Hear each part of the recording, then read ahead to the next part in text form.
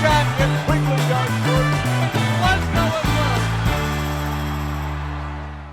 Hello and welcome back to the Honest Athletes Season 4, Episode 2. Now, before we get into today's topic, I just wanted to say a huge welcome to Hannah, who is the new co-host of the Honest Athletes. So, Hannah, do you solemnly swear you will be completely honest with myself and the listeners? I do. I solemnly swear that I will be completely honest with you and the listeners.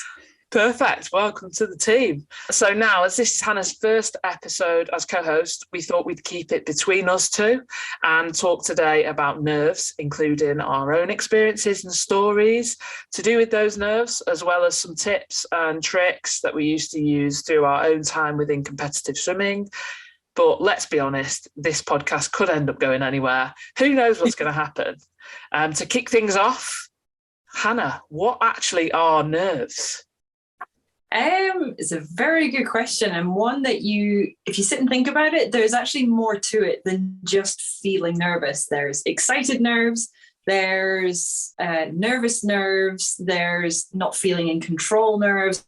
There's so many different levels and different variations of nerves, and it can all come part and parcel with being an athlete, growing up, and just the different experiences that you have. And ultimately, it's all part and parcel of being human as well. Like, nerves is a completely normal thing to feel. And I think a lot of athletes as well feel like it's something that you shouldn't feel or it's a bad thing. And I think it's just trying to get that balance right. So nerves is a combination of experiences that you've had in the past, your viewpoint on how you perceive it, whether it's a threat, whether it's something to be excited about.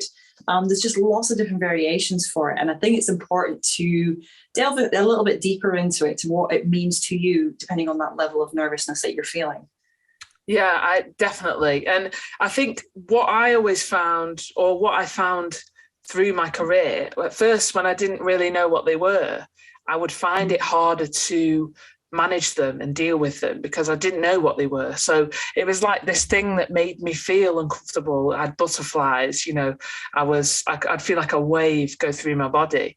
And when you don't understand something so much, it's more interpreted as a negative rather than a positive. Yes. And I think a lot of athletes do feel like that when it gets to nerves. A lot of the athletes I work with, they think of nerves or they start to feel nervous, and immediately in their mind it's bad.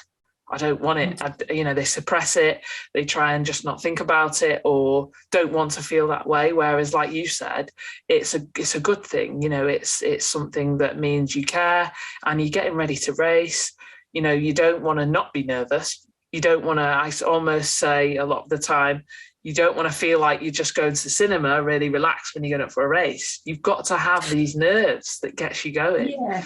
So what has your experience been like with nerves from, let's just start off when you were younger? Yeah, I think I was pretty confident when I was younger. So nerves kind of came about, I think some competitions, especially when some of the kids were a little bit bigger than me and swimming a lot faster than me. And it sometimes came from self-pressure. You put a lot of expectation on yourself, but normally it wasn't too bad. It just kind of varies. I found my threshold for where my nerves kind of sit did change quite a fair bit. There'd be some scenarios where I felt, yeah, I'm happy with this. And then there's other bits where I felt like, oh no, you feel like your hands are shaking. You start getting like cold sweats. Heart rate starts increasing, your breathing starts increasing a little bit. And I kind of found it was things that I probably wasn't good at. So for me, English and spelling, like English as a subject for me was just really, really difficult. So coming into test papers, spelling tests for me, I was always so nervous for, because the letters for me just felt like they would jumble up so much, and I could feel like my hand shaking as I was trying to write out the words. So it kind of, it's funny actually being able to sit and reflect back on it, because I think as a youngster you don't realize the impact that nerves has. It's something that you experience there and then. It's only when you're older you start, as you say, recognizing those little components and those sort of feelings that you get, and then start associating, that was nerves. So it's quite difficult to kind of pinpoint exact memories when I was really young from nerves. those kind of a couple of little things. Oh, well, I was terrified of going into the deep end of the swimming pool, to the point blank where I was like, nope, I am not going, because I was just really, really nervous about going into that big dark end of the swimming pool because I couldn't touch the floor. But I feel nerves sometimes comes from that inability to stay in control. As soon as you feel like you're no longer in control of yourself or that situation, that's when sometimes nerves and anxiety kind of kick in a little bit. But yeah, I've not really answered your question fully. It's actually quite an interesting one for me to be able to reflect back. I can tell you from maybe like 13, 14 onwards, but from under 13, I think I just experienced things as like a normal kid, jumping out of trees and stuff. I was lucky enough that I never broke like my arm or leg, but I had no fear as a youngster. As I say, English was probably the one thing that always kind of got me. I was never great grammar or spelling, loved reading, but yeah, exams were always kind of a little bit pressure. And I think as well, feeling like I was getting things wrong. I'm very particular. This story before that I said about me being quite literal, I am quite a literal person. So if I can't be literal, I think that kind of puts me on edge a little bit too. I'm definitely going off on a tangent with this question. I'm so sorry. I'm trying to find a way to properly answer it. Yeah, it's a tough question though, and don't apologise. That is a podcast. It's to talk about these things and go off on tangents, because sometimes the more important things you say are the tangents that you've gone off on. So, a lot of people will relate to this as well, because everybody experiences nerves in some ways, whether that's in whatever capacity that is. So for me, it's the same answer. It's like, I don't know what I was like when I was a youngster. And I had this conversation recently with my auntie about, as an older athlete, trying to channel that kid inside of you that, just got on with it and didn't overthink things and have those nerves build. Because although I did say it's great to understand what nerves are, it's also when you're a kid, you don't understand and you just get on with it because you don't think too much about it. And it's trying to channel that. So for me as well, it's the same answer. It's like, I do remember feeling nervous for certain things, like you say, in school exams and stuff like that. But I actually don't remember any specific experience as a youngster of being too nervous.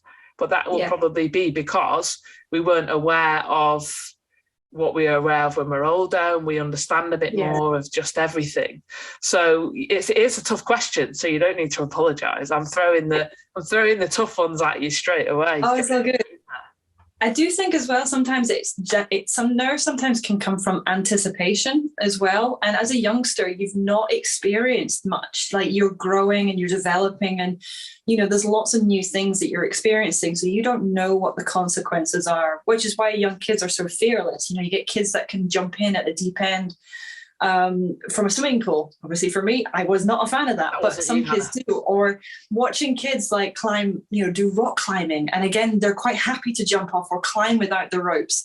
There's a line at which they're fearless, and then all of a sudden consequences and start kicking in, because their thought processes start anticipating, well, what happens if this occurs? What happens if I do this action? So it's almost like when you start realizing and anticipating scenarios, nerves kind of kick in because you're preempting something before it happens. And I guess it's a form of fear response as well. And there's different levels. Like, it doesn't always have to be fear. As I said, it can be excited as well. They're like me, I'm wedding shopping right now and I'm kind of nervous, but I'm excited at the same time. So that's not a bad thing. And nerves are kind of like a source of energy as well. And I think channeled in the right way can be useful, especially for athletes, because you're more alert. Your senses are a lot more heightened. And it's that threshold point. It's finding that threshold that works for you and trying to stay within it. It's very easy to tip it over. And that's when you get, severe shaking, or people start, vomiting before races, or they feel like the cold sweats, and it starts impacting performance. So it's finding out that threshold of, yes, a little bit of nerves, and nerves is good, but balancing out that you can kind of maintain it. There was a phrase that I recently found, and it was more towards confidence, but I thought it was really, I kind of use it. I guess you could use it for nerves. Zebras don't get ulcers. Zebras don't get stomach ulcers. Human beings are the only ones that will sit and worry about things. If you think of a zebra out in the savannah, they are, the main prey for lions, but you don't see zebras quaking at the watering hole or anything like that with the anticipation of being like, is today the day I'm going to get eaten by a lion? They just get on with it. They don't preempt the lion's attack or the lion coming after them. They just respond with what happens. Humans are probably one of the few animals where we actually anticipate things, and that's when we can get, our stomachs start churning, and that's when we give ourselves stomach ulcers. So yeah, zebras don't get stomach ulcers because they're not anticipating or preempting what's going to happen. They live in the moment. And yeah, I think as humans, we do think, because we've got bigger brains, we're a lot more advanced, but sometimes that can come at a cost, and that we can be, I don't want to say self-sabotage, but we can kind of do a lot of things that are detrimental to our sort of progress and performance. And it's just how that we perceive things. So what you're saying is Madagascar is a lie. That's what you're telling me, Hannah. Well, no, not really, because the zebra and the lion are fine. Like the zebra, I suppose so. Yeah. He's doing all right. Yeah. Okay. Fair enough. It's still true. It's still true. No, but it's so true, and it's these sayings that kind of, it's weird, but it helps us, because it helps us put things in perspective, and we all need that at times for sure. And I saw, I think I was I listening to a podcast or something about nerves along the lines of that anyway recently, and this woman was saying that the physical responses to feeling nervous and feeling excited, the actual physical response is the same.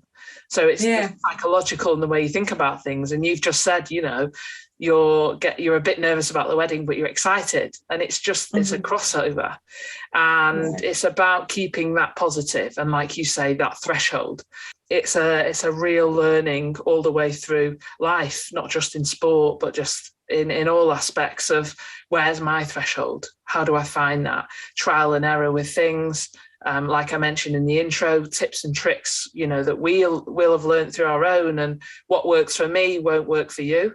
It won't work for my mom, won't work for anyone. It's your own individual kind of path of figuring out how to deal with nerves.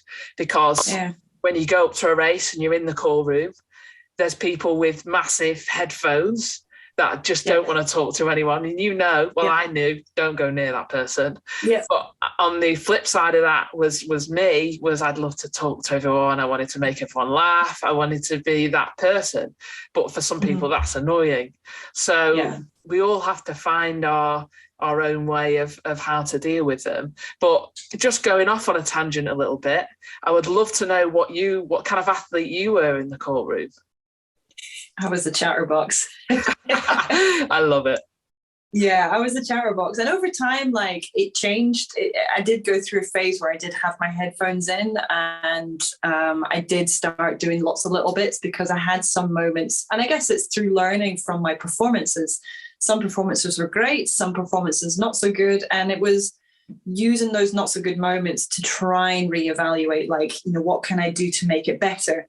And I kind of felt as a youngster, as I say, quite happy to chat, to the point where I remember very nearly missed a race. I think it was at West Hill swimming pool, 25-meter pool. You had to self-marshal. You had the little time cards as well that you would hand to the official, so there was no one there monitoring.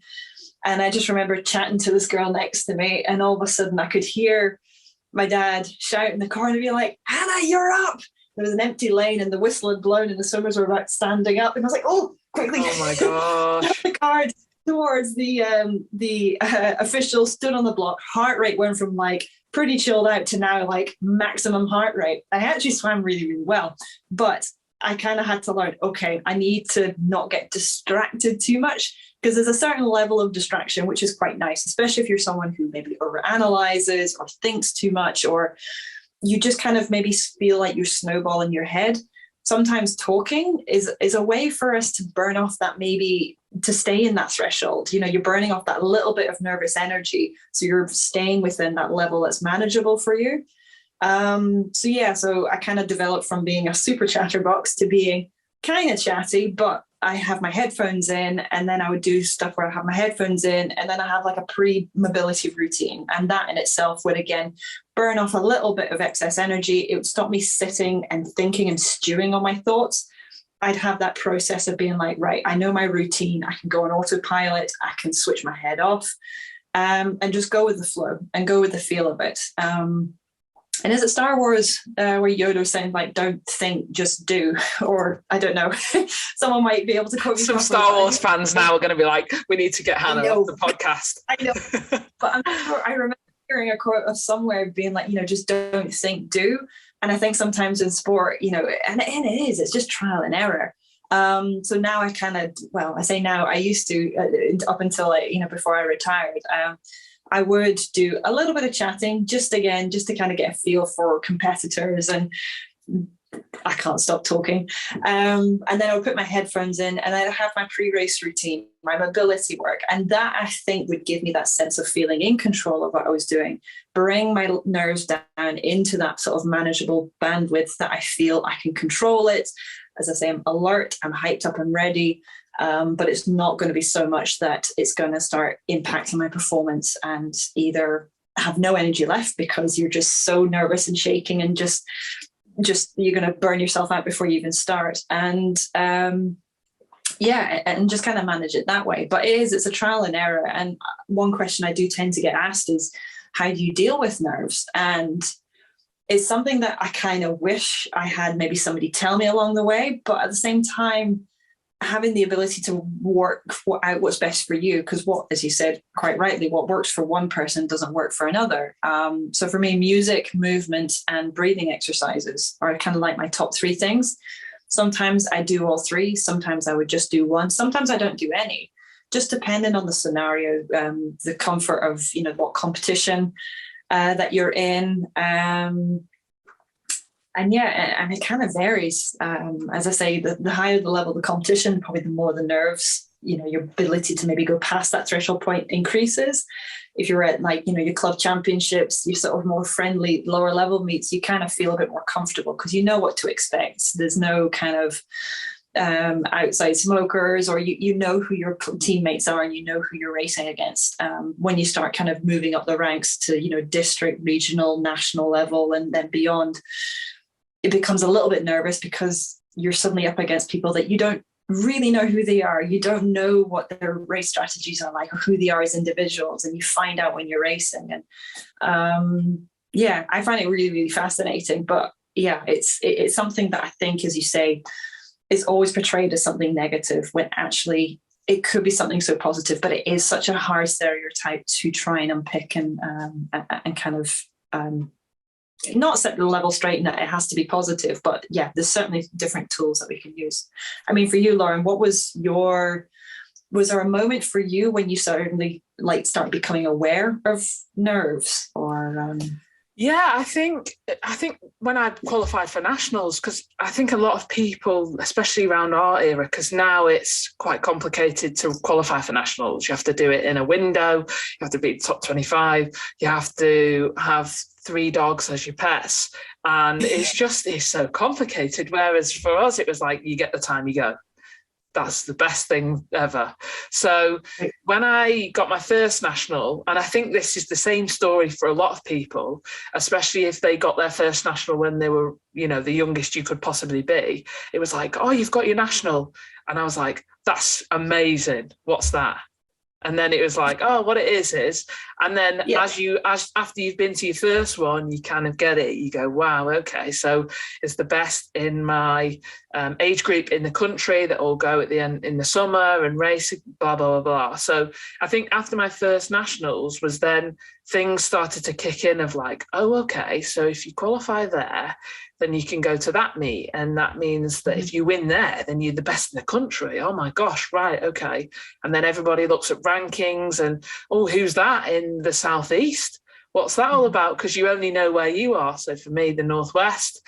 And that's when things get a little bit more serious and stuff like that. And so then nationals for me was always, I was so nervous because I was young and I was trying to figure out you know, what nerves actually are and how important is this, and everybody on poolside starts to get to know each other, and it just becomes quite a pressured environment to be at. Being at Ponds Forge, walking up them steps, by the time you get to the top you're tired anyway, but then you have to then race after that. It's no, but you know, walking onto poolside, Ponds was always an amazing place, but also like, oh my gosh, oh, quite intimidating. Okay, wow, this is, it's the first time you go in, it's like, oh my gosh, the lights are on, you're really hot, you're sweating, you think, oh, is this because I'm nervous, or is it just because I'm getting a tan because these lights are so bright? It's just so many questions, Hannah. It's just, but it is, when you're young and you're trying to figure it out, it is. But there was one moment where, I think it was when it was a bit later on in my career, not extremely later on, but probably I was about 16, and I remember going into the pool, and this was where I passed my threshold, and I raced terribly because of it. I was, before the race, like you said, I was shaking. I was just, I went over the limit of, this is going to be a help for my performance, and it became a hindrance. And we've all had those races where it just becomes too much. And I didn't race well. And I walked outside of the pool and I was in tears. And I just watched someone walk past. They walk past, get on the bus and go up the hill off to wherever they were going, McDonald's or whatever they were doing. And I just thought, oh my gosh. So in this pool, you feel like everybody's watching. This is the most important thing in the world.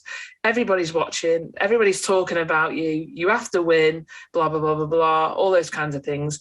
And then I walked outside, and just simply this person walking past, going about their own life, they had no idea who I was, what I'd just done in there, what was going on. They were just, you know, getting on with it. And I thought that was a real moment for me of like a perspective.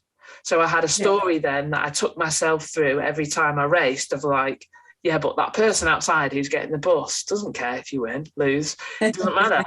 So it's not the end of the world. It's fine. You know, it's just chill out a little bit. And it was just, that for me was a moment of like, calm down.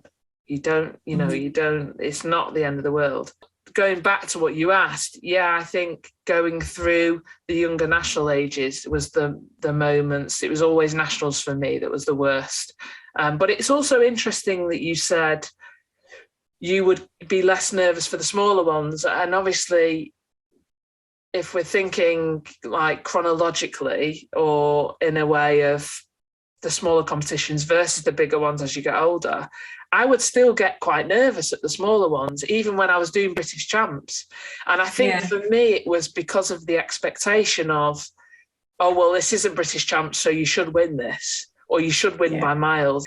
And it was like, and what are you saying? You know, that kind of thing. But again, I think, and this is something that I will talk about a bit later on, but different types of nerves at different events as well. You know, there's so much to it. But for you, where was your kind of, nerves? What's this? I think it was probably more when I was 12. I remember I qualified for nationals, but I think at the time it was called Bag Cats, so the British age group. Is that where they used to bring cheese strings onto poolside? Yes. Give them out? Oh, yes. Amazing. And they had a guy dressed up in a cheese string outfit. And it was so cool. And it was, and I think there was something to do with the points as well. Like the overall winner for the age group would get literally a cat in a bag, because it was British age group category. So BAG cat. Bag cats. I didn't even know that's why it was called that. Thank you very much. You learned something new. I think I figured that out when I was like 15, 16, but yeah. Well, I'm 26, so we'll leave that there. Oh, cool. It's a competition where you win a cat in a bag. To be honest, Hannah, I never won the cat in a bag, so. Yeah, I got close to like a Maru bag or something like that with this little cuddly toy in it. I was desperate to get it. I was more interested in that and like any medals and stuff. It was like, it's a cat in the bag. But and cheese strings too. But yeah, it was so driving down to Sheffield. So from Inverurie, where I lived, to Sheffield is about an 8-hour drive. So I qualified for the 200 fly. That was the only event that I qualified for. And I remember we were driving all the way down. I think we had like a little portable DVD player. So I would watch that in the back of the car to try and keep myself occupied. It was like, a long haul flight almost going through the drive. And I remember arriving, we get settled in a hotel. And I was feeling, pretty confident, being like, this isn't too bad. Can't be, any different to racing at Glasgow, 10 lane, 50 meter pool. And I remember walking in Sheffield, instead of walking at the pool deck level, I walked to the top where the balcony was. I think it was before we were allowed to go in and train. So it was just to get a feel for what it was like. As you say, you walk in and the heat hits you, but then all of a sudden you realize the size of the pool and like the depth of it, the stands, and it just felt massive. And then I remember going downstairs and walking on poolside, and that was where I instantly felt terrified. Like I really felt nervous because I felt very much like a rabbit caught in headlights, being like, oh, wow, okay, this is quite a big pool. I come from Scotland. I'm racing against a lot of girls from England who I have no idea who they are. I've, maybe watched some of their progresses online. My dad, was always keen on keeping me up to date with some of my competitors. And I felt very much like a fish out of water. I suddenly felt very, very small. I come from a small town, a small country, and all of a sudden I'm in this really big arena, big venue. And everybody just looked like they'd been there before and they felt confident. They knew what they were doing. And I felt very out of my depth. Next day I went to race and I ended up swimming like 12 seconds on my personal best time. And, it was like, well, that was a wasted trip, 8 hours back in the car to drive all the way back up. And it left a really sour note in my mouth because it was like, all that anticipation, and I blew it at the last hurdle sort of thing. So the following year, did the same thing. I think I qualified for a couple more events, drove down. Still the same thing again happened. And I used to call it the Ghost of Sheffield. My first race would always be terrible because I think it was that initial anticipation because of what I experienced the previous year. That emotion and that sort of experience stayed with me. And it's probably another reason why I swim as many races as I do, because the more swims I did, the more I kind of realized I swam into the meet. I felt more settled. My threshold level would kind of get back to where it needed to be, and my nerves were a bit more under control, and I just got used to it.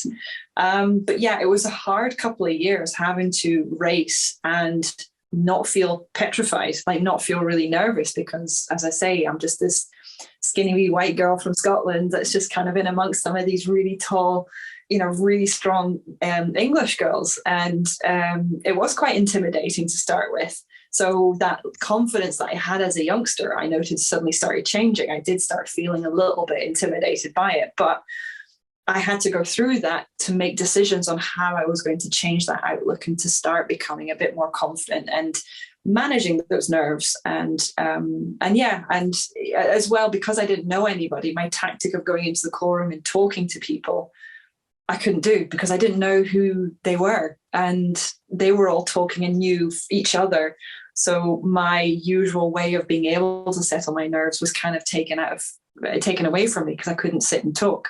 So that was when I realized I had to change things up and either do my breathing exercises or start listening to music or start doing, shoulder mobility, core work, or just something to kind of change it up, because talking wasn't possible. Obviously, as the years went on, I started to get to know some of the girls and then I could go back and talk, and that was probably why things settled out a little bit. But yeah, to start with, it was from the age of 12 that I think it really hit me, that it was quite impactful. But I think it's really important to have those moments. And yes, they're uncomfortable. And sometimes I feel as well, nerves can be the anticipation of what you're going to feel at the end, because we all want to feel great. We all want to feel we're on PBs. We want to feel like, we've won or we've done our best. But then you start thinking, well, what if I don't do that? What if that goes wrong? What if this, and it just builds up and up and up. And I think that's what generates some form of nerves as well. Just the anticipation of the end of the race and how you're going to view the result. But yeah, it's a tricky one. And as I say, everybody's got their own unique experience of it, and we don't all get it right. Like I remember, I think I was Commonwealth Games when I was 16. I forgot my pass for, getting us about on the buses and the venues and to be able to compete. And I was a nervous wreck because I couldn't find it. And the more stressed you get, the more you realize you start forgetting things. I had to break into my room because my roommate had locked the door and gone out. Broke into the room, managed to climb through the window. And I just remember always just feeling completely shaken, because I was so scared that, I've lost my pass. I'm not going to be able to go and race. I'm not going to be able to go and train. I can't do this, that, and the other. I'm supposed to be responsible. And it was just so, so overwhelming. And actually my pass was just at the bottom of my swimming bag. I missed it. Oh, Hannah. It's little things like that. And even nowadays, like when I was doing the Scotland's Best Dog with Poppy, I was probably more nervous for that than I was for my Olympic final. I'm quite happy to say that, because I think I just felt I had no idea what I was doing when I was with Poppy. With swimming, I know exactly what I need to do. I know my protocol, my routine for keeping me within that threshold.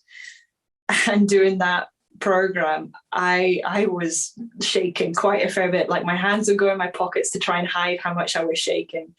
And I realized that, a bit like you're watching that a person getting on the bus and realizing, they don't care whether you come first, second, win or lose, or PVs or not PVs. I was the same with Poppy. She was happy being there. She didn't care whether we come first, second, or last. She just lived in the moment and enjoyed the tasks and did it. And, even at the age of 32, I'm still figuring little bits out about myself and how to deal with nerves, because certain moments, it's going to change. As you say, there's different levels and different types of nerves that you're going to experience. Yeah, definitely. And I think something that you highlighted was being adaptable. So like you said, you realized that talking was great for you, but then you suddenly found yourself in a situation where I don't know anyone here, so I can't do what I normally do. Well, what do I need to do now?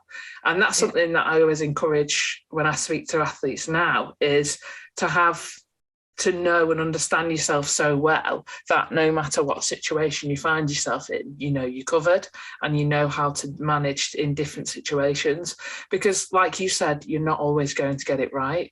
So, for example, if you forget something going up to the call room, you'll be fine because, okay, I know how to approach this situation. I know how to handle it. And so it is being adaptable.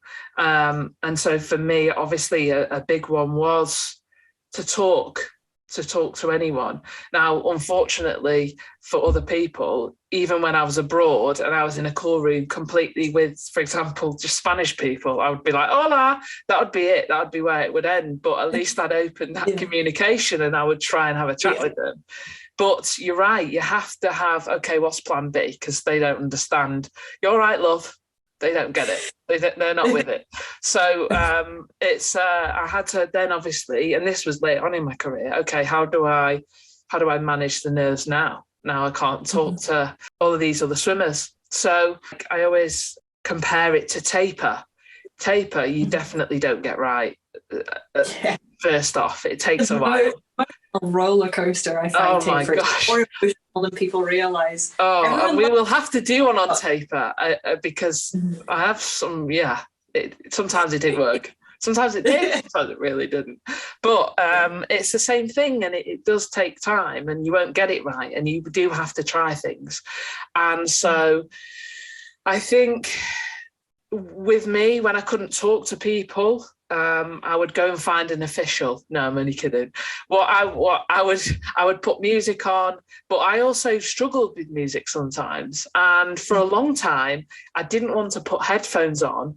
And I don't know if you've heard someone say this before, but I wouldn't put headphones on or earphones in because I thought I looked like I'm going to win this race with my headphones on.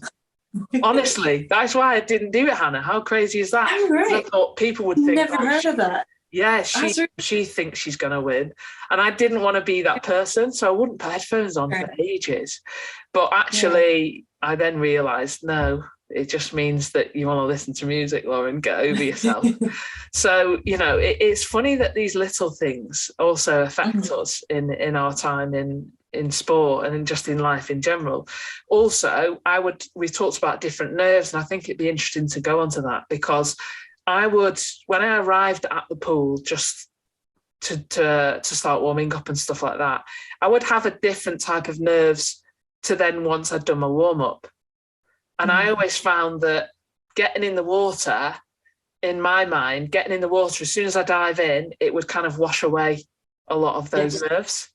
And so, and I think that's because, since obviously finishing swimming, I think that's because I was back in control when I was warming up, in a way. I was then taking some control back and making sure I was getting ready then for the race.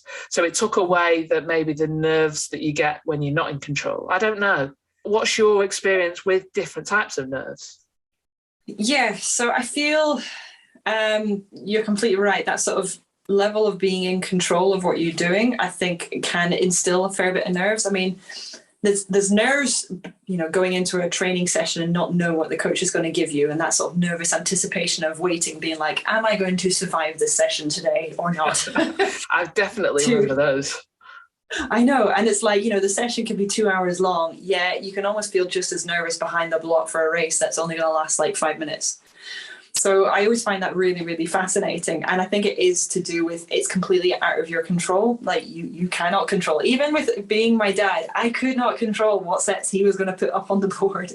You could try and influence it, but it's not going to change the outcome. He was always going to, have down on the type of set that he had planned in place.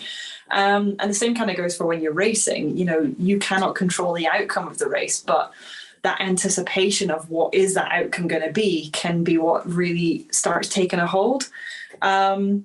You've also got nerves sometimes after having a really good performance, because you can have like the race of your life, and then once you're done, next time you race, it's like you want to try and replicate it. So then it's that self-pressure, and you then try and mimic absolutely everything that you do because it worked last time. Therefore, I have to do it again and do it exactly this way. And then you can end up overcooking it, and then it doesn't work. And then already you start building that pressure. That pressure becomes nerves, because that expectation and anticipation of, will this work? Will this not work? I've done it before. Why can't I do it? That in itself as well. And that's kind of what I was talking about, that sort of I don't like saying self-destructive, but it can hinder you quite a fair bit. And again, it's just because you're overthinking it. And that's just based off of having a really good performance. And sometimes the best performances that we've done, if you try and describe in detail everything that went well, exactly how you did it, it's probably going to be quite difficult, because you're in the zone and you literally just do it. You're responsive to instinct and you just go on with it. However, if you've got a performance that wasn't so good, you could probably remember every little detail about it, like what the weather was like, how you're feeling, what the person next to you was doing, like your awareness of it. Again, it's that sort of ability to be on that autopilot. I don't like saying autopilot, because there is that level of control in that sort of autopilot. You're just letting your body instinctively go with the flow. But when you stop and actively try and think and try and like almost physically take control of it, when really you need to kind of step back, relax, and as you say, be adaptive to it. There's a big difference between being in control and being adaptive. And I think being adaptive is probably more natural and probably easier to do than being trying to force yourself to be in control, because you're just going to be stressed out, and that stress can impact. And then, as well as the personal pressure, there's the pressure that maybe you feel from other people as well. And again, that kind of that anticipation of being like that expectation, as you mentioned, what's that person going to think of me? What, you start worrying about little bits. And again, it's trying to keep yourself within that bubble that your success is purely based on what you make it. Like, it's down to you. Doesn't matter what your coach thinks, doesn't matter what your teammates and parents. Yes, you take it to heart. I always wore my heart on my sleeve, and I always was aware of other people, but ultimately it's how you view your success. And again, I'm kind of going off a wee bit of a tangent, but yeah, there's so many different types of levels and stages, and I'm just trying to go through my head like all the different stories. I've got like 17 years worth to try and quickly scroll through, and see if there's any that kind of stands out for me. I think even going out for probably more nervous maybe going out for like an Olympic trials than actually being at the Olympic Games. I was going to say, did you find the trials, the qualification meets? Because a lot of people do say that, you know, more nerve-wracking than the actual meet itself, you know, the major. Yes.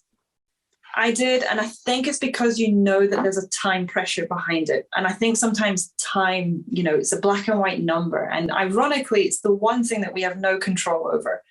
You know, we can control every aspect, but we cannot control time. Yes, to a certain degree, you know, you could go as slow as you possibly can.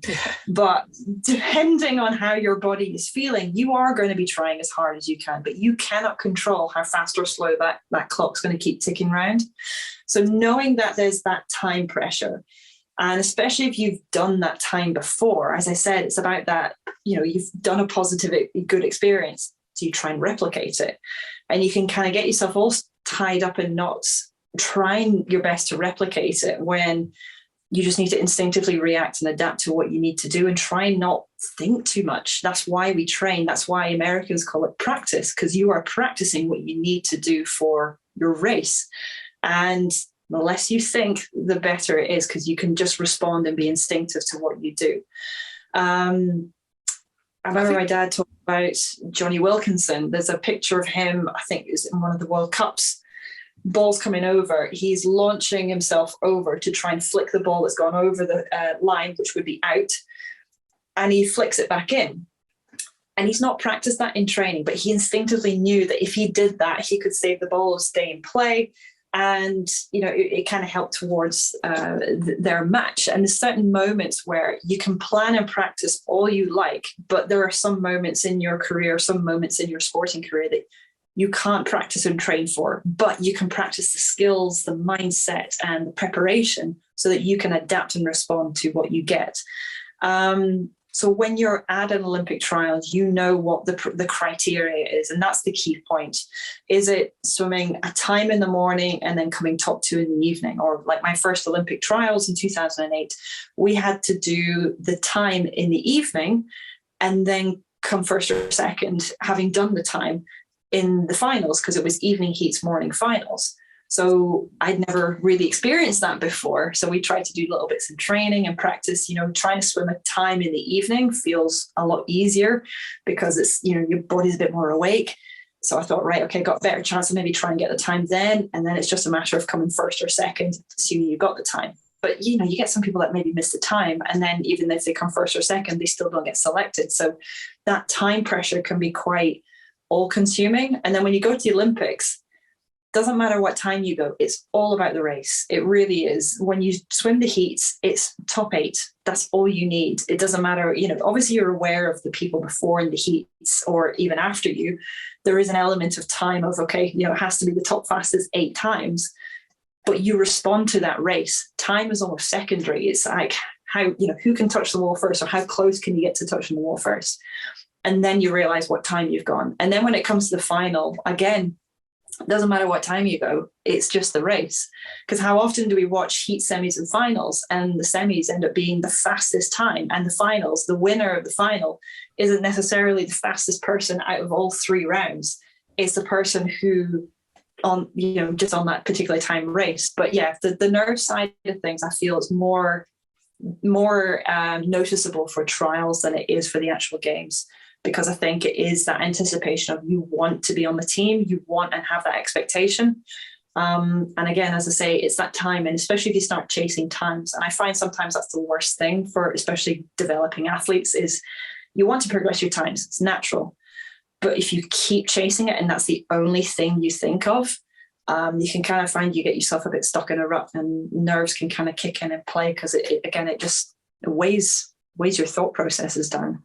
Yeah, definitely. And it's that kind of thing of just focusing on the outcome all the time. If you always focus on the outcome and not focus on anything else, you know, it's going to, in the end, it's going to catch you out. And it's great when you're young and you're like PBing by like 15 seconds and you're still disappointed in 15 seconds. And then when you're older, you just want to be within 15 seconds of anything. And it's just the roles reverse. But it's, you know, it's simple. It's keeping it simple. It's focusing on the process goals, which I think then makes things feel more manageable if the outcome goal is you're not quite getting there each time. So it's having those kind of things in place. It's like you've said, having your pre-race routine. You can go into autopilot. You don't have to overthink. Am I doing that? Should I be doing at that time? What should I get a snack? I don't know. So it's figuring that out. It's listening to your coach on what the actual race plan is, rather than when I was younger, just yeah, and then walking away and going, what did you just say? I think he said, like, that'll do. So it's about knowing these things. It's about knowing yourself, knowing where your threshold is, knowing when maybe breathing exercises might, come in to be a positive and help you out there. It's about knowing whether to talk to someone or not.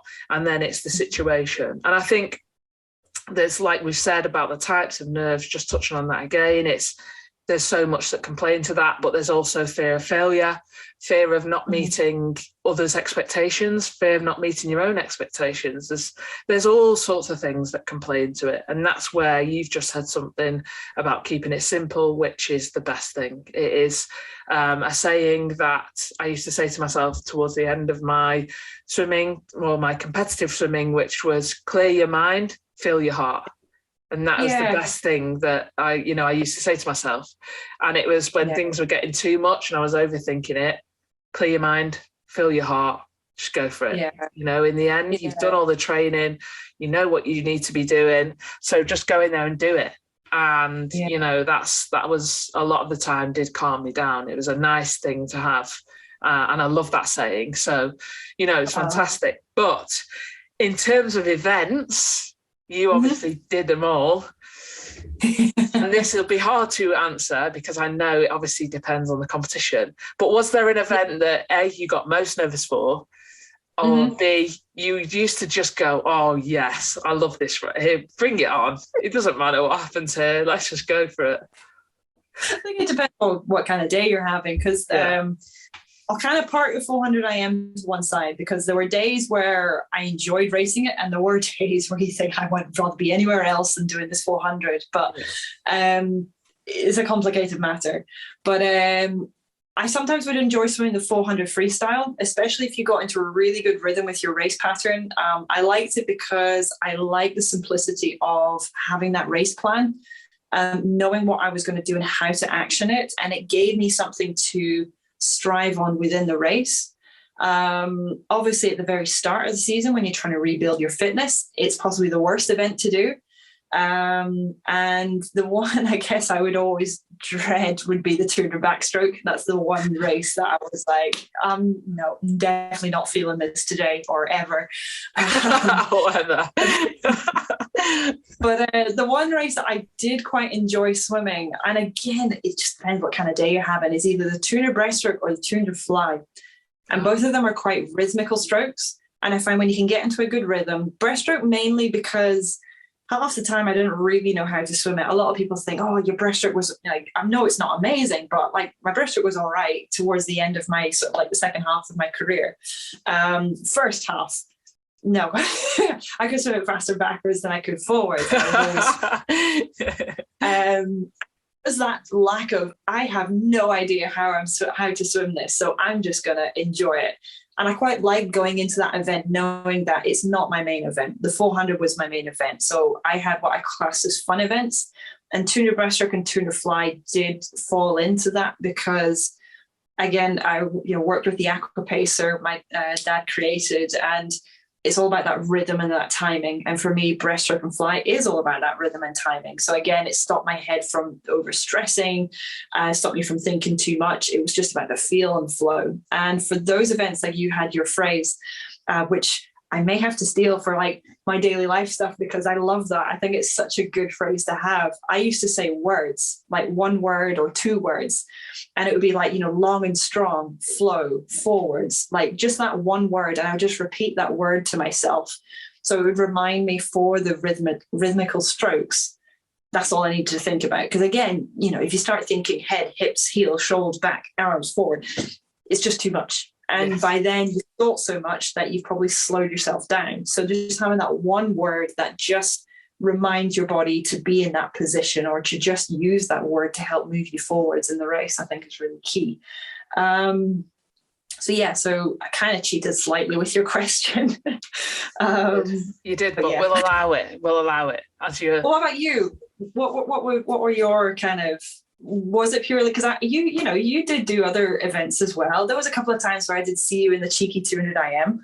I love the 200 IM short course. Long course, I found it was a different story completely. Yeah. In fact, they were worlds apart. I loved 200 IM short course. Long course, I was just like, okay, I feel like I don't even know what I'm supposed to do here. And it was very painful, which, I know 200 backstroke is, but so is 200 IM. For me, obviously your main events, you have the nerves that are serious nerves, really serious, like, okay, I actually need to do well here. Like, this is really important. But I do remember going to America to race as part of the British team. And I went out and I raced, for some reason, the 100 fly. And it was an interesting trip anyway, because... Pardon, what was that? That Minneapolis, 2017. Was it 2017? I can't remember. I remember going, there was a Team GB. This was Florida. Okay, maybe not. Sorry. I think I did do, I don't know if I did that. Now you've said that.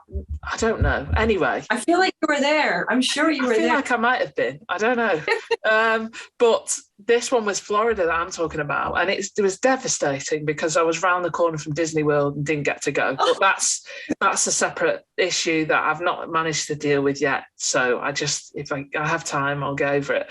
But the bus we used to get to the pool was full of kids going to Disney World as well. And I just, I wanted to put the Mickey Mouse ears on and pretend I was one of them. Anyway, you can see I'm not over it, Hannah, but we'll leave it there. So anyway, what happened? No, I'm kidding. Yeah. So I had the 100 fly there and I had the 100 back. And the 100, I think the 100 fly was maybe first. And it was a no pressure thing. Again, it was just like, okay, what am I doing here? I mean, I am in Disney World. And I did the 100 fly and I got silver. And it was great. I loved it. It was no pressure. It was relaxed. It was like the warm-up was like, right, okay, so how do I swim fly again? Yeah, okay, got it. And then I did the 100 back the following day and I got a bronze. Now, obviously, it's all relative to who's there and stuff like that. But for me, it was a big learning of like, okay, you've just done really well in the 100 fly and you didn't do quite as well in the 100 back in terms of positions. Now, again, I know that time and everything is a part of it, but actually it was quite good for me because it was like, I need to adopt my attitude towards the 100 fly and put that into my main events, my backstroke races. And actually, when you are more relaxed and having fun and a bit more carefree, not completely, but a little bit more carefree of just calm down, it's fine. That helped me then. And it was kind of like going to the 100 fly mindset kind of thing, which was quite cool. But I love the 200 IM. I never touched the breaststroke because no matter what I did, Hannah, whether that was speed up my stroke rate, try and whip my kick, just get the timing right, it was the same time I was going to do as if I had the slow stroke rate, as if I didn't whip the kick. It was just one of those things where, like I've said before, in a medley race, it doesn't matter what you do, just get from there to there as quick as you can. And I did always want to be a breaststroker when I was younger, but it just didn't quite turn out. So again, something I'm not over, but it's fine. So would you say, like younger athletes coming through, it's important for them, you hear a lot of people like early specialization and maybe picking one event and then just sticking with it because they get good at it. Is it worth a lot of younger athletes maybe branching out and doing a couple of other events that they don't normally do to be able to, learn and practice that mindset that you're saying about your 100 fly? Definitely. I think the approach you had to racing and stuff was amazing because, like you said, when I was younger, when I would do all the events, it helps for you later anyway, but it's just so important to experience them all and experience all these nerves. And actually, 2015, when I was so focused on backstroke the years before that, I always did freestyle. I love sprint freestyle and always did it and would make finals at British Champs and stuff like that. But 2015, I sat down with my coach and we said, right, we need to progress, because I was kind of stuck in a place. I'd done really well, but I was stuck on a time. And we said, what are we going to do this year that's different? Because if we keep doing, what's that saying? If you do the same thing, if you do what you've always done, you'll get what you've always got. That's why you're on the podcast, Anna. So I live on that. I live on it, so yeah, it was basically that conversation. And we said, okay, let's take freestyle a bit more seriously this year and see what happens. And so it meant that I wasn't just always focusing on backstroke main sets and everything, and actually focusing a bit more on freestyle. It opened up so much more, because it meant that I was doing more races. So it meant I was less nervous because of that. I didn't really have too much time to think so much about backstroke. It also meant my training was I was less nervous because I was mixing it up there. And actually it meant that it did mean that my backstroke was more successful, and I did what the goal that I tried to do for so many years, which was break the minute on the 100 backstroke. But also I qualified for freestyle at the World Champs as well. So I did the 50 freestyle at the World Champs. And again, Yes. I was stood there like in the core room with all the freestylers, like, Fran Halsall was there. I was like, Fran, what? And to be honest, the women's freestyle core room on the world scene was like a party. I was in there and I was like, wait, I forgot to bring snacks. What's going on here? They were just so chilled and loving it. And I did find that, and you'll know, having done all those different events, and I'd love to hear, actually, let's go off on a tangent a bit. I'd love to just quickly hear what the different core rooms were like, because some of them are good fun and everyone's laughing. Some of them are like really quiet and dead serious. Yeah, I feel sometimes the 400 AM one is a bit like that. It is quite quiet. It depends on the competitors that you're up against. So if you go over to the States, like, it's good fun, because everyone talks about at what point are they going to die in the race? Like, I'm dying back, or no, they're going to die after the breaststroke. It's, it becomes quite, they're just a very loud and vocal nation, which, is, I guess, as a Brit, you're kind of coming in, we're a bit more reserved. It's quite refreshing, and you relax a little bit more. But yeah, sometimes at the world stage, it can be quite quiet and quite serious. Like for the Olympic final in Rio, we had a big mix of athletes. Some athletes that were talking, Elizabeth Beisel and Maya Dorada were chatting in the corner. So, they kind of stuck together. The previous Olympic champion, Ye Wen, she just kind of sat on the seat, like, knees were in, arms were kind of folded quite tightly. So she was, making herself quite small, and she just wasn't talking to anybody. Hosu as well, a hugely respectable athlete, and at the time was just at the peak of her career. And I swear to God, if she looked at you, you felt like you were going to be killed because she just had this thing there. Wow. Like, she was in the zone, like you did not want to mess with her. So, it was varying between people who did not want to be talked to, and then those that were kind of quite happy and chilled. So it was a bit more mellow, definitely not the party scene that the freestylers were in. But I love the relays. I was lucky enough that my 200 freestyle was decent enough that it would get me on some relays. And being in the call room for the relay teams was always really good, because you've got your teammates around you, which I think always helps lift you up a bit more. And you can joke in amongst yourselves. And again, I think each team kind of does the same thing. So the sort of level of, I find I was more nervous, excited for relays than maybe nervous, sort of, anticipation of racing for my other races. So the nerves I had for relays were more of sort of like an excited feel, because it's good fun. Like, relays are great. Like, I do really enjoy a relay. Yes, you've got the individual pressure of being like, right, I can't mess this up for the team. But at the same time, like, you're not there on your own. You've got your teammates around you, and if you've got a good team, you get people that can spot right, like, talk to me, get this off your chest, find your threshold point, or no, you need to be left alone. Right, we're not going to exclude you, but we're going to let you kind of get in the zone.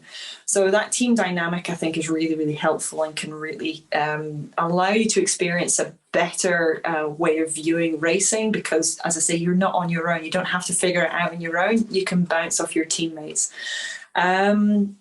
So kind of between the two. So I kind of feel kind of cheated that I never really got that sort of party scene. But I think that's possibly because being in the sort of middle distance guys, it's like, conserve your energy. You're going to need it for the last 50. Yeah, I was going to say, like a 400 IM call room, I'm pretty sure I would be quite quiet because I'd be like, okay, I need to save anything for the breaststroke. Just need to save it all. Did you ever go past the point, past this threshold, and pull yourself back? And if so, how did you do that? Have you got any memories of that? Yes. So going into actually the Olympic Games in 2008 for the Olympic trials, and the qualifying time had come out. We found the criteria. So it was do the time in the evening, come in the top 2 in the morning. And I'd raced the 100 fly. So weirdly, the 400 IM, I don't think it was on day 1. It was like a couple of days in, which is very unusual. It's either the first day or the last day. And I raced the 100 fly and it wasn't too bad. But I remember a sports scientist coming over being like, oh, why have you done the 100 fly? You're going to be knackered before the 400 IM. That's going to push you into an adaptation. And I remember being like, oh crap, what have I done? Wow. I was just get in the meet, I was trying to get rid of, because it was in Sheffield. So I was like, still, I was 18, but I thought 6 years, Ghost of Sheffield, still going to, give myself that one race to get myself into the meet. So I kind of panicked a little bit. And I remember, going into the warm-ups and kind of not feeling quite right. And then it got to the heats, and I remember watching Kerry-Anne Payne was racing in the heat before me, and then she broke the British record. So I was like, right, so she's just got the qualifying time. Okay, no pressure. And I was the heat after her, and I remember reaching over to shake her hand to kind of congratulate her, because I was like, right, okay, that's really, really impressive. Well done. Right, I need to kind of start swimming now and get my race over and done with. And as soon as I dove into the water, as you say, that sort of cloak and dagger of not cloak and dagger, it's like that cloak you've got on. Yes. And as soon as I stood on the block, it was like one big breath in, breathe out, dive in. And I don't really remember the race. I just remember finishing.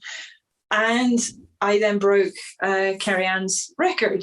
So I was just like, oh, this is amazing. So then it was a cloak and dagger. Kerry-Anne Payne like this. I was like, I'm so sorry, but yay at the same time. Yeah. And it was really, really elated. So I was like, right, okay, so that's one part of the task done. Right, I need to come in the top 2. And I was very aware that there are a couple of other girls that had gone under the time as well. And it's like, it's anybody's game. So going into the final, we were on a strict call room time. So you had to be in the call room at this set time. If you were late, you were withdrawn from the final, like you were withdrawn from your race. So they were very, very strict.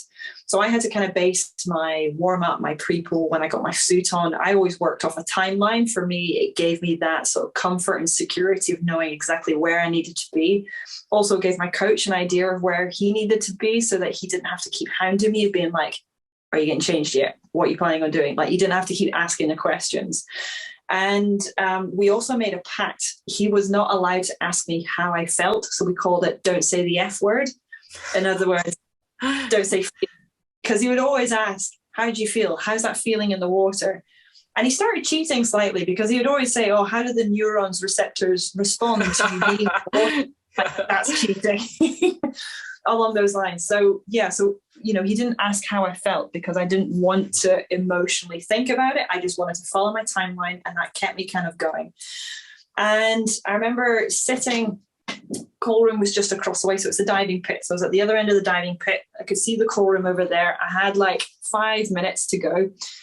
Had my music in, had my hood up, and I just kind of felt like I just need some time to myself to just deep breathe, listen to the music, and just bring my heart rate back down, because I could feel it was kind of at that cusp of that threshold point.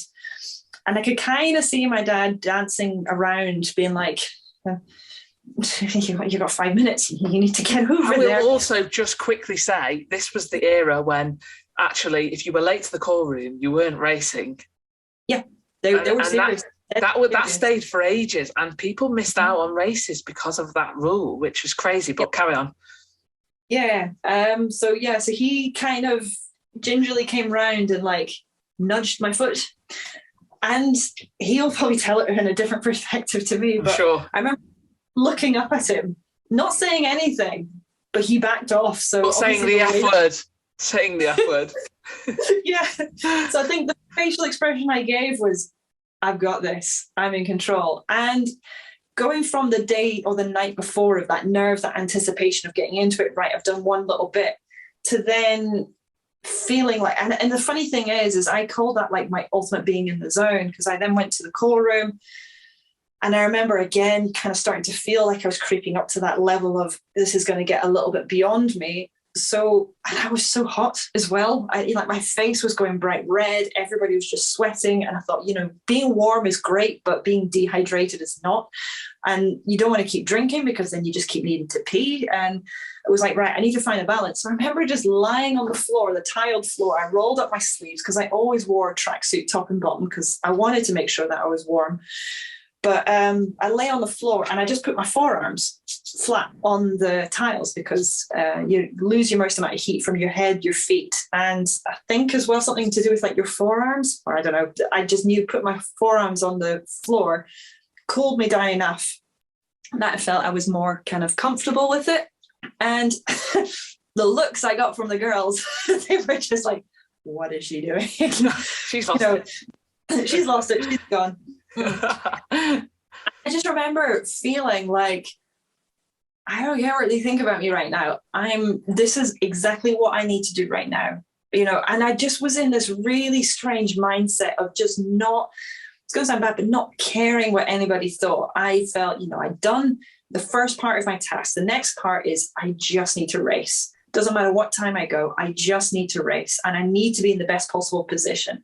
And I just found that sweet spot. And I was just almost on autopilot. I was not overthinking. I'd followed the timeline that I'd been doing. I felt calm. I felt relaxed. I felt confident. And then I raced, and I touched the wall, and I ended up first. And I was like, I'm going to the Olympics. And it was just like bizarre. And the funny thing is I then started trying to chase that moment, trying to get back to what I call being in the zone. And I never could, because I was trying to chase it. So that natural instinct of just, not getting stressed because my coach was getting stressed, being able to kind of shut that off and being like, no, I trust what I need to do. I need to get on with it. Just kept me within that band of, yeah, this is an Olympic trials final. I could make or break going to the Olympic Games here. That never once crossed my mind. Ultimately, I think I simplified it to the point of, what time do I turn up at the pool? When do I need to be in the warm-up? What time do I want to put my race suit on? Any kind of pre-race routine, get in there, race. That was it. It didn't matter whether it was a national event, Olympic trial event. In my head, it was just, I just need to race. And for quite a while, I really struggled to chase after that again. And I realized I was trying too hard. And as you say, kind of finding that ability to relax and actually just enjoy the moment. And I kind of started then realizing the reason why I probably was in that zone was because I wasn't overthinking it. I wasn't trying, I've not done this or I've not done that. I'd set out a simple plan, kept it, as I say, and that was it. That was the one word I needed to remind myself, was just keep it simple. And, try not remember that it's a massive event or, a big competition. It was just be in the moment and just enjoy what you're doing. I wouldn't say I was fully enjoying the racing part at the Olympic trials, but I felt confident. And I do think nerves and confidence go hand in hand. And, you can learn to be confident, but you can also unlearn that confidence as well. And that can come down to those experiences that you have. And yeah, there's many ways to skin a cat. That way in 2008 for that particular race in that moment worked. And I tried to replicate it and I couldn't get it to replicate. So it goes back to that word adaptive. I had to learn to be adaptive to that. And as I say, if it didn't work, don't feel scarred. Don't feel like, it's a bad analogy, but if you hit a puppy, it's going to flinch.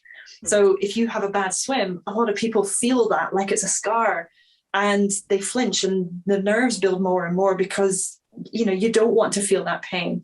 So it's trying to find a way to relax, to enjoy, okay, this experience, as you say, is not a life and death experience. It's just swimming at the end of the day. You've raced, as long as you've given it your all. And if it's gone well, great. You can move that energy onto the next event. If it's not gone well, it's being able to capitalize on that feeling of, okay, not gone well, right. What went well? What didn't go well? What can you do to move on, to keep me moving forwards? Because I think as well, that initial pain of, I've not done well, as I say, it scars people. And you remember, you hold on to that. You're probably more likely to sort of feel physically the sort of pains of disappointment than you are sometimes the happy feels. And that's not to say the happiness doesn't, hit you. I mean, I put on a wedding dress the other day and I cried. So, you can sort of feel happy and have that really hit you emotionally. But when it comes to elite sport, the negative sort of feels, and sometimes I can't quite describe it. No, it's impossible to maybe describe though, isn't it? No, I want to say, and it's just stuck in my head. I can't get the words out to explain it. Yeah, but, it will come to you. But I think that is the beauty of sport. It's figuring out, and you think you figured it out, and you haven't. It worked then at that time, but it won't work now. That will never work again sometimes. And it's that being adaptable, just taking it in your stride, the frustration, the disappointment, the anger, the happiness, the euphoric feeling of everything's gone to plan. All of these things make every single athlete's journey, story, whatever you want to call it, the amazing thing that it is. So, those bad experiences, although awful when you go through them, when the nerves are, at sky high and all those kinds of things, actually it's what makes it amazing at the end, because you've created this person that knows themselves inside and out better than ever, and you know how to deal with different things. But I think the funny thing is you'll never fully have it figured out. Never fully have it figured out, because you could continue with your career, and same for me or anyone that's finished, and carry on racing and still learn, oh, wait, that didn't work. What do you mean? But I've swum my whole life and I still don't 100% know. So it's just a continuous learning experience, nerves and stuff like that, and it will always be something that, yes, you will understand more, but also at the same time it's like you'll never fully 100% know. And it's accepting that each time you're a completely different person. So I'm not the same person that I was a year ago. I'm not the same person that I was 10 years ago.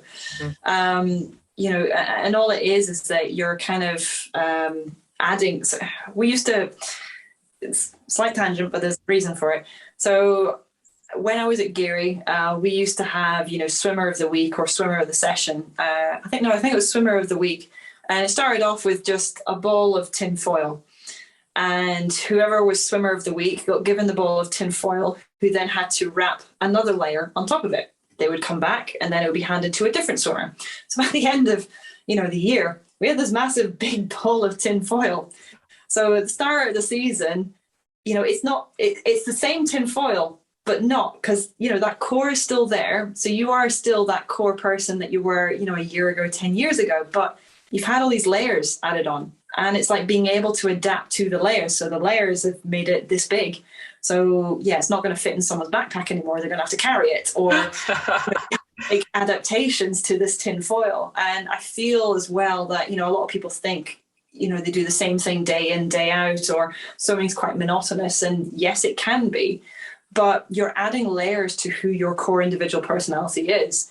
And those layers allow you, if you can adapt to them, make you better and stronger in so many different ways, both physically and mentally. And, it can be so transferable from the sporting world, but also into life out with, swimming. And I use some of my techniques if I was to do public speaking, because I find that quite nerve-wracking. I love talking, but standing up in front of people to speak, my hands are going. You won't see them, but I'll talk. And you can normally tell that I'm nervous because I'll talk really fast to start with. And once I've burnt off, maybe because I've gone a bit above my threshold, once I've talked enough energy off, I've come back down and I'm a bit more settled and a bit more calm. But beforehand, I'll sit and do my breathing exercises, because it's not just breathing. I use colors as well. I sit and close my eyes and I imagine breathing in and out different colors, because I'm quite a visual person. So for me, that visual helps.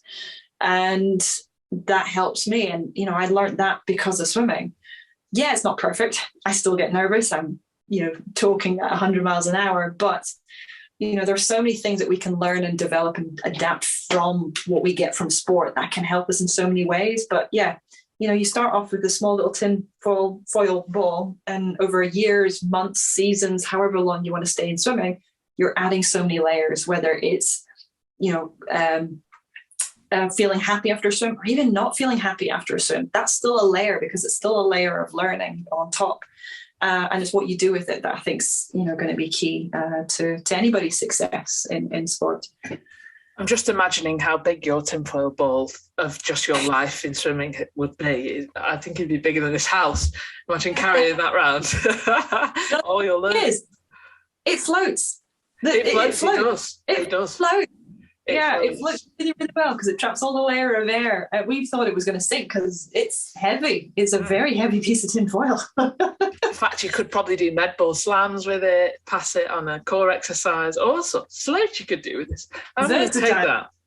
I'm going to take that and use that somewhere. That's a great idea.